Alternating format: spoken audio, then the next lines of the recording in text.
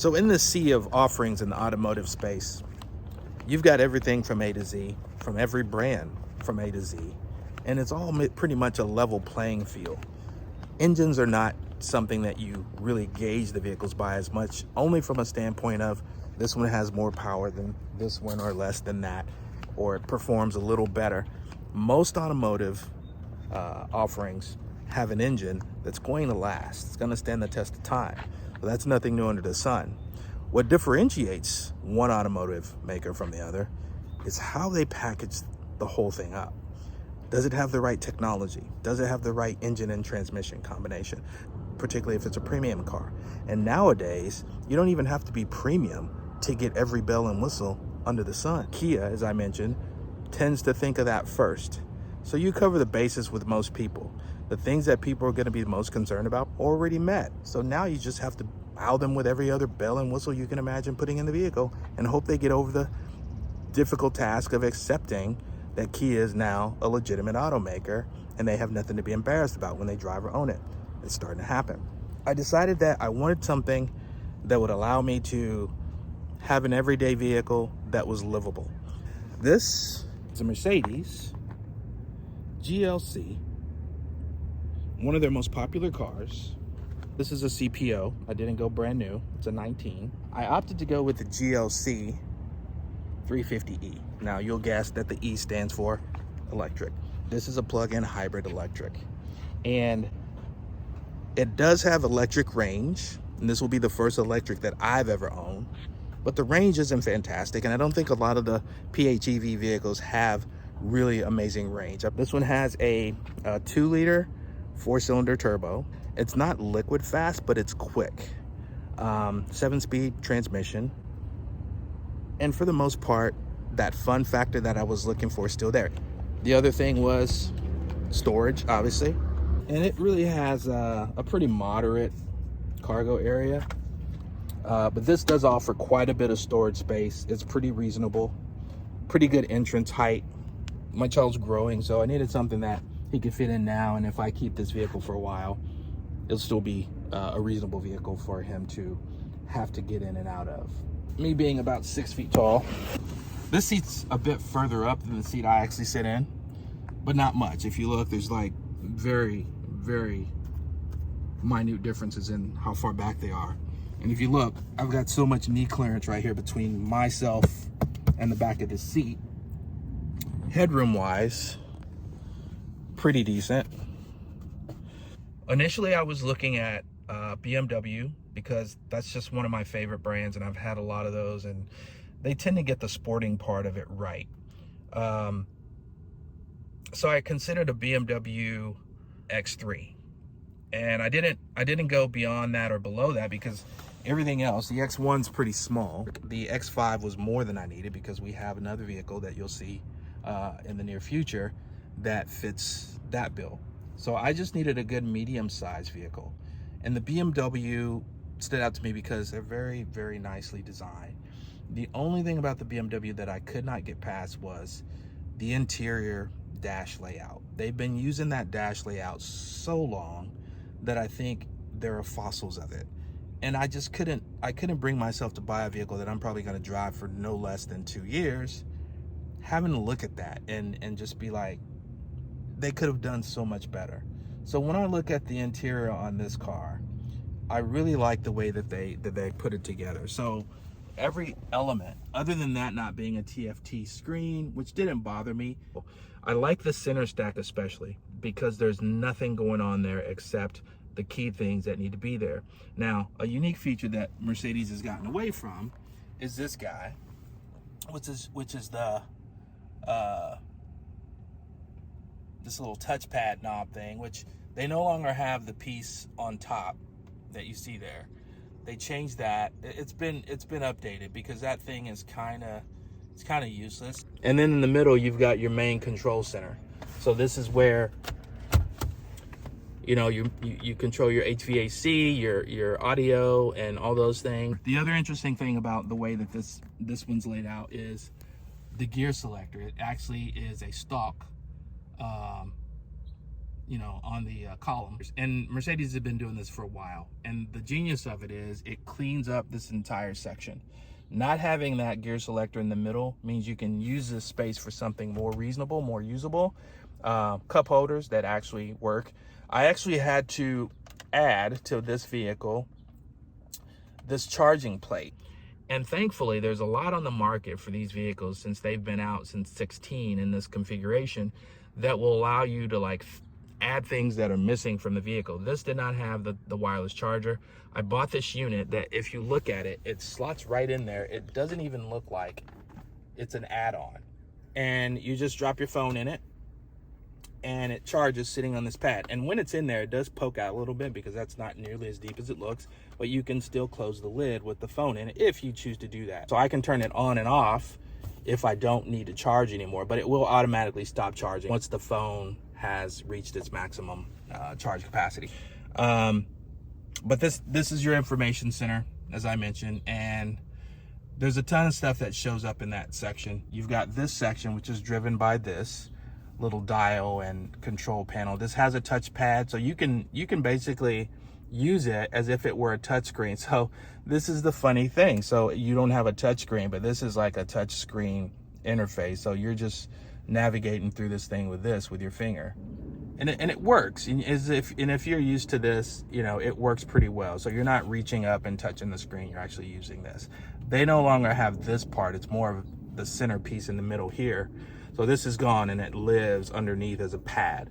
So they still have it, but it's just redone. Everything has been updated, man. This car is now, you know, just became 3 years old.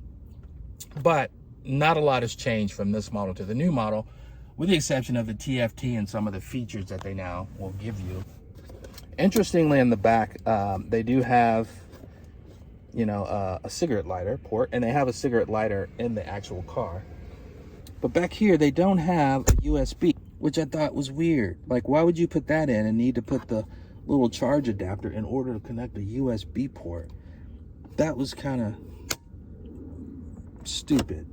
Things that I've done to the car since I bought it, I have added that the wireless charger. I have added some inserts in these little holes here that have pockets, because this basically goes through, and so it's a handle for your hand to close the door. But it's wasted space because they make these inserts. You can buy them anywhere. Amazon is where I got these. And they just drop in and they create pockets, so you can, if someone's in the back seat, they can put their phone in there. You still have this area for cup holders and anything else, but you know, that's just another opportunity to use the space that's here. I also added these running boards, but I added the running boards because I wanted it to look a little bit more trimmed up, if you will. So instead of looking like the base model, which it is not, the 350e was kind of their top, aside from the AMG, which I did look at. I actually drove and considered the AMG equivalent of this vehicle. I'll tell you why I didn't get it. Added a tray in there to hold everything in the back. It's got pretty decent extra space. And then the seat automatically goes up when you do that, so that the headrest will fall to the floor or fall all the way down, so it doesn't get caught by the seat. As you can see, pretty good space. You can take this out, obviously, so you can clear this area if you need to add something that is too big for just this basic area. So the information center, as I mentioned, exists in the centerpiece of the dash, right there. And it's actually pretty good. I mean, the information that is presented in that is very detailed. It's all the stuff that you need, and it's all controlled by the touchpad here. And this is a little odd because typically your volume and all that stuff exists on this side of most vehicles' wheels, even other German ones here. And this is a full functional setup, so you have to navigate back and forth and through and all that. So home will take you basically to the menu that tells you what your options are. So you can go to your trip menu, so I'll hit OK on that. And the trip menu just gives you exactly that. It's trip information. So this is telling me from start, which is when I start driving the car till I turn it off, what I've covered in terms of mileage. And you get two readouts. You get, top is the gasoline range that you might use, and the bottom is your electric. So the green represents electric. It gives you your average miles per hour. You've got your typical information there, what's the temp outside, and it shows you what mode you're in. So the S in the top left corner, that indicates I'm in the sport mode. It's a little bit more spirited, makes the car respond faster. So I typically will leave it in just sport. Now I've gone sport plus, it's a little higher red because I guess you're going badass level. Individual, this is actually the one you can adjust to be what you want. But going back down, comfort, it's a little less gasoline consumption. And then you go into eco, which is typically an all electric. Just the back button. Now I'm going to go down to Navi, and you go through your navigation. Now, what's interesting is that this navigation will never give you that geographical look of a map. Now, when you put your navigation settings in and you decide I have a destination, it will give you turn by turn. You go into radio, and in the radio that tells you what you're listening to, who it is, so forth and so on. And then in order to change that music, you just click up or down and it'll go through the menu of what you have on. So I'm in Sirius Satellite, so it's just putting up everything that I have in my favorites. All right, now down to media, and this is where you can interface with your phone, with your music. So if I'm on Pandora, which this car doesn't have, it has Sirius, but it doesn't have Pandora, then I can control everything from the car. So there you have all that info. One of the things I really like about Mercedes that a lot of other automotive makers don't do, the controls for your seat are not on your seat. This little thing, the cushion, which is the piece right here, so this controls the little padding that's under your thigh. Obviously this, lifts the seat up, but you have the headrest control separate. You got all your memory things, which is cool. And if you have cool seats, you'll have the feature for that, but I have the heated. Yeah, so stylistically, I really like all this. I like these bezeled looking circular vents. Matches the center. It looks nice. It's clean. It's got the Burmeister sound system. It's pretty nice. I've heard better, but this is a pretty good setup. No complaints on that front.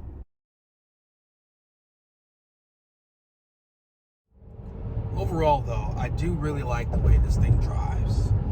Aside from the little quirky things in terms of the transmission and trying to find what gear it should be and the searching, and then the kicking in and out of the gasoline engine from the electric when you're transitioning in the eco mode. When you're driving this thing on the road, particularly on the freeways, it's so smooth. I mean, there's a reason why I bought it. And I think for the most part, the way that it drives overall, I'm happy with it. It's satisfying. And, those little things I kind of look past. Like I said, over time, I'll keep assessing and, sort of figuring out, is it becoming cumbersome? Is it becoming an annoyance that I can't ignore? But, just on the freeway, it's just so smooth. It's just a very smooth vehicle. Very confidence-inspiring. It feels good. I feel like it provides a level of control. I don't feel like I'm in an SUV, and I think that's the really strong selling point of most of these compact SUVs, is that they feel less like big utility vehicles, and they feel like, and they drive and perform like sports utility vehicles. So that's a very comforting thing in terms of finding a vehicle that gives you that balance. And I feel like that's what I get with this vehicle. So I think on that point, it scores really high with me. Aside from those little things that I say are bugging me a little bit, it's like I don't want to experience them, and I think that's why I'm pointing them out, because of all the pluses that have led me to this. Those are the things I'm like, now you're starting to kind of kill my buzz, but I'm still buzzed. It's still great. Okay, so I mentioned cars that I considered, right? So there was the BMW. Really, it came down to this car and the BMW X3 xDrive 30 or 40. But then again, that starts to creep into the budget because the 40s are more or less an M trimmed vehicle. And I didn't want any other BMWs. So then there was Audis. I was looking at Audis as well. But at the beginning, when I first started this hunt, I came across a GLC AMG 43, and I drove that car. And I'm an enthusiast, as you know. I like performance. I like sports stuff or sporty things. And I drove that thing and I was like, yeah, this is the one I'm gonna get. And I started negotiating and working on it. But that vehicle had something like 50,000 miles. And I said, well, if I'm gonna get an AMG anything, I better get a warranty. So I started investigating the warranty coverage. It was not good. And, you know, for a vehicle like that, there's no way I'm gonna own that and not have a warranty on it. No way whatsoever. The other thing was, I felt like the interior was just stale. You got one flavor. It was black. And I don't know. I mean, I want something that feels a little bit special when I get in it. And a black interior just is I mean, that's 1997, right? Boring. Leather or no leather. Features or no features. Just all black is just boring. When I was looking at the BMWs as well and looking at the Audis, anything other than a black interior or a gray interior, and that limited everything I was looking at. But I didn't get the AMG because there's a lot of risk in buying a performance model with that kind of mileage, with or without that mileage, and not having anything to back you up. Like, no warranty on that vehicle just seems like roulette, and I'm not that kind of a risk taker. So all those factors kind of played into why I didn't get that model. It was the same color, had the AMG style wheels. They don't put a lot of the fancier stuff on it, so it had no chrome or anything like that. And that was fine. The other part about this vehicle, choosing it, with the electric motor, I get quite a bit more output. Now, it's not liquidy fast. I mean, it'll get from 0 to 60, I believe the spec sheet said 6 to 6.1 seconds. It's not a huge vehicle, so there are other ones that are quicker than that, but I don't think that sucks. I like that when I'm on the power, that it holds the power all the way up to red lines. And I think that's what sold me on this noisy ass 4-cylinder Mercedes-Benz engine, because I think it's way too loud. But what it does it really, really well. And you're not getting much in the way of fuel economy. This thing isn't fantastic, but having that electric element, I can tell you there have been days where I've really benefited from just having the ability to use the electric motor for whatever I got to do. I could have 1 bar of fuel and that would be enough to get me to a gas station if I had to, or get home, just in case I, you know, can't use the electric. Because if I'm in a position where I can just charge my electric every day or every other day or every week, no, just do that and not buy fuel. And it helps tremendously. I mean, I don't think with the amount of energy that I'm using to charge it, that it's causing my electric bill to go up substantially. So it kind of is absorbed into that cost to where I don't really feel it. So not having to buy fuel, it becomes pretty beneficial in that respect. In summary, I really like the vehicle, which is why I bought it. I didn't buy it on a whim and I'm going, oh, I got post-purchase dissonance. I think I'm realizing as a owner of the vehicle, the flaws that should have been worked out. But I think overall, it's a great vehicle. I think you'd like it if you owned it. I think for what I ended up choosing, it ticked all the boxes. It does what I needed to do. I'll probably drive it for a few years and see how I feel after that. But net, I'm pretty happy with it. I think in a couple of years, I'll be reassessing what else I would like to have. I've already been thinking about Audi because I haven't had an Audi in quite some time, and I love the technology that the Audis employ. I also love the styling, interior styling, the exterior styling, but they've always been at the lead on styling. So I'm definitely curious to see what's going to come out of that house in the next few years. But they do have some very beautiful cars out there. And I think I might come back down a little bit more into the major Japanese market even. I mean, I like the Mazda CX-9. I considered that. I think it still needs a real refresh. I worked on that brand too, and I know how they thought through changing the way it looks. And it doesn't look bad, but I think they really need to stop and go, let's ground up this vehicle and just make it amazing.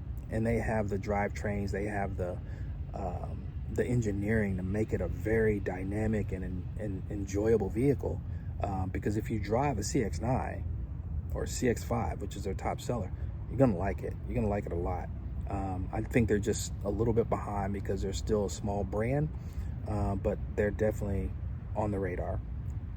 So anyway, that's kind of the summary of my brand new 2019 certified pre-owned Mercedes-Benz GLC 350.